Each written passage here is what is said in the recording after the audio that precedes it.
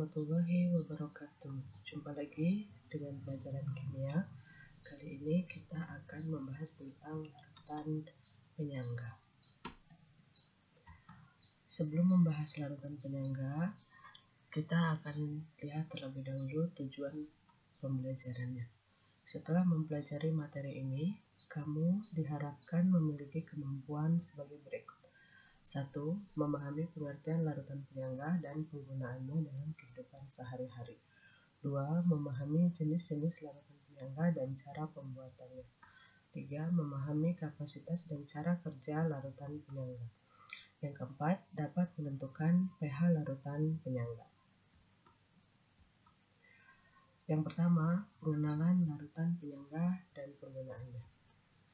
Larutan penyangga atau buffer adalah larutan yang dapat digunakan untuk mempertahankan pH pada rentang tertentu. Larutan penyangga terdiri atas suatu asam lemah dengan basa konjugasinya atau basa lemah dengan asam konjugasinya. Masih ingat teori asam basa Bronsted-Lowry? Silakan dilihat terlebih dahulu untuk mengetahui apa itu asam konjugasi atau basa konjugasi. Adanya campuran dari asam atau basa lemah dengan basa atau asam konjugasinya ini akan mempertahankan pH larutan dalam rentang tertentu. Ini berarti pH larutan penyangga tidak berubah walaupun ditambah sedikit asam kuat atau basa kuat atau saat dilakukan pengenceran. Ada sistem-sistem atau reaksi kimia dalam kehidupan yang hanya dapat berlangsung dengan efektif pada suatu rentang pH yang sempit. Untuk mendapatkan rentang pH yang sempit ini, diperlukan larutan penyangga. Contoh larutan penyangga yang sangat penting dalam kehidupan adalah sebagai berikut.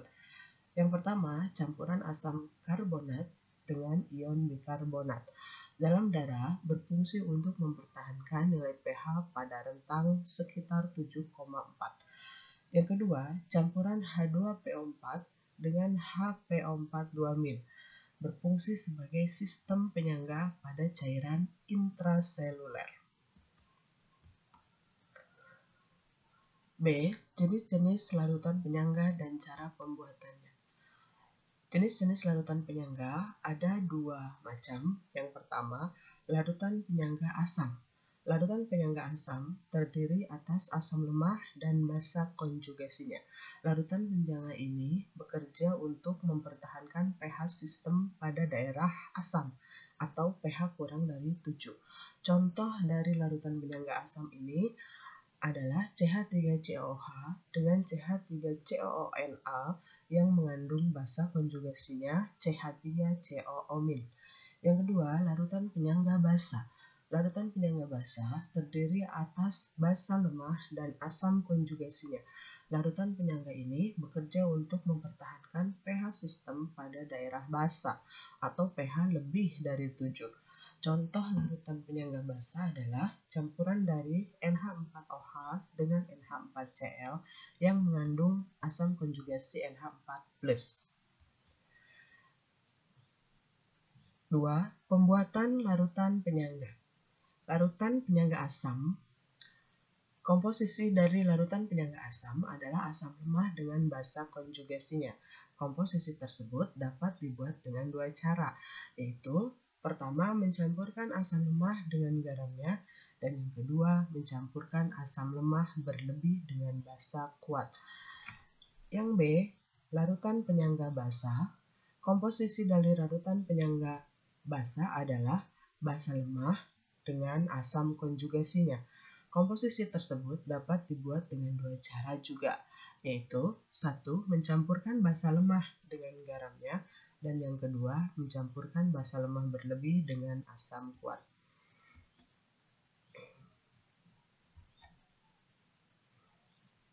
Berikutnya, kapasitas dan cara kerja larutan penyangga. Apa itu kapasitas larutan penyangga? Kapasitas larutan penyangga adalah kemampuan larutan penyangga untuk mempertahankan pH. Kapasitas larutan penyangga ditentukan dengan dua faktor. Yang pertama, jumlah mol asam atau basa lemah dan jumlah mol basa atau asam konjugasi dalam larutan. Yang kedua, perbandingan jumlah mol asam atau basa lemah dan jumlah mol basa atau asam konjugasi dalam larutan. Cara kerja larutan penyangga. Pada dasarnya, larutan penyangga yang terdiri atas asam lemah dan basa konjugasinya merupakan suatu sistem keseimbangan ion dalam air. Sebagai contoh, jika ke dalam campuran asam lemah CH3COOH dan basa konjugasi CH3COO- ditambahkan suatu asam, maka ion H+ dari asam akan bereaksi dengan komponen basa konjugasi, yaitu ion CH3COO-.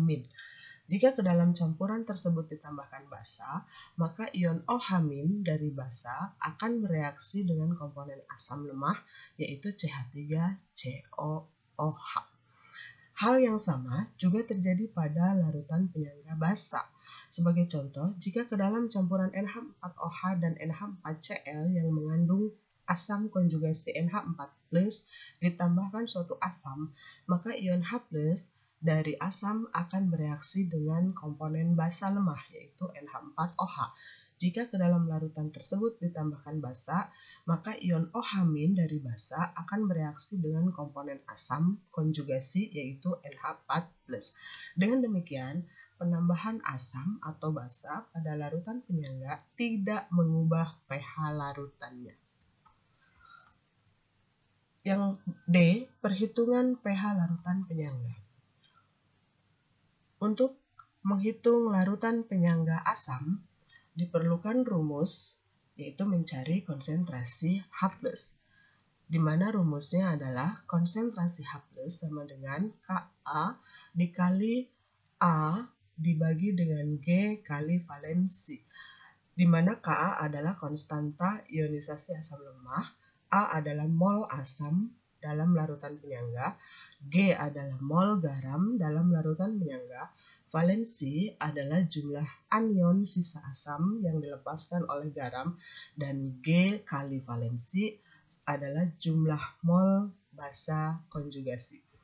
Sementara untuk mencari larutan penyangga basa, kita perlu mencari OH-, konsentrasi OH- dengan rumus sama dengan Kb dikali B dibagi dengan G kali valensi, di mana Kb-nya adalah konstanta ionisasi basa lemah, B-nya adalah mol basa dalam larutan penyangga, G-nya adalah mol garam dalam larutan penyangga, valensi adalah jumlah kation basa yang dilepaskan oleh garam, dan G dikali dengan valensi sama dengan jumlah mol asam konjugasinya.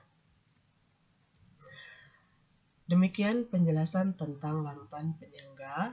Semoga kalian paham. Jika ada pertanyaan, silakan ditulis di kolom komentar.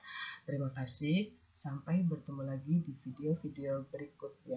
Wassalamualaikum warahmatullahi wabarakatuh.